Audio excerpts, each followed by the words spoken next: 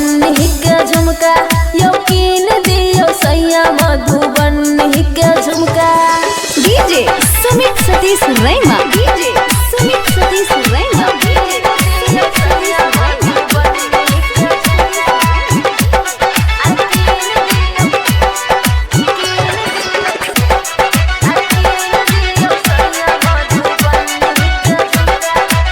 Mix by Aman अखे।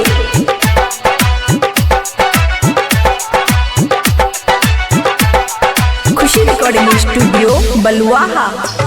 मिलल छै सैया आजादी यौ ननद के छियै शादी यो डीजे पर करबै खूबे डांस यो। मिलल छै सैया आजादी यौ ननद के छियै शादी यो डीजे पर करबै खूबे डांस यो।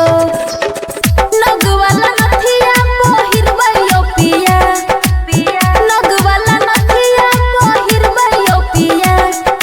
हाँ यो पिया आई कीन दियो सैया मधुबनी के झुमका यो कीन दियो सैया मधुबनी के झुमका। DJ Sumit Satish Raima, DJ Sumit Satish रैमा।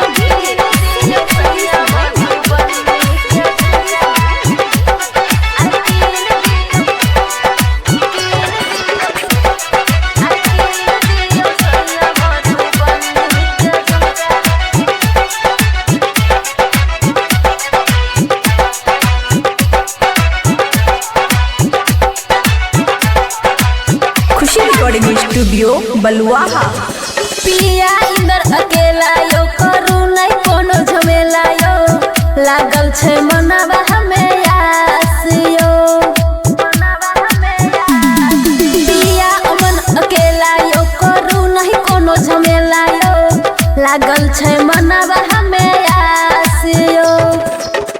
रेखा के दिल नहीं दुखाबू यो पिया, रेखा के दिल नहीं दुखाबू यो पिया।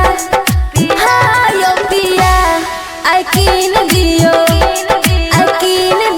सैया मधुबनी के झुमका यो कीन दियो सैया सिकरहटी के झुमका।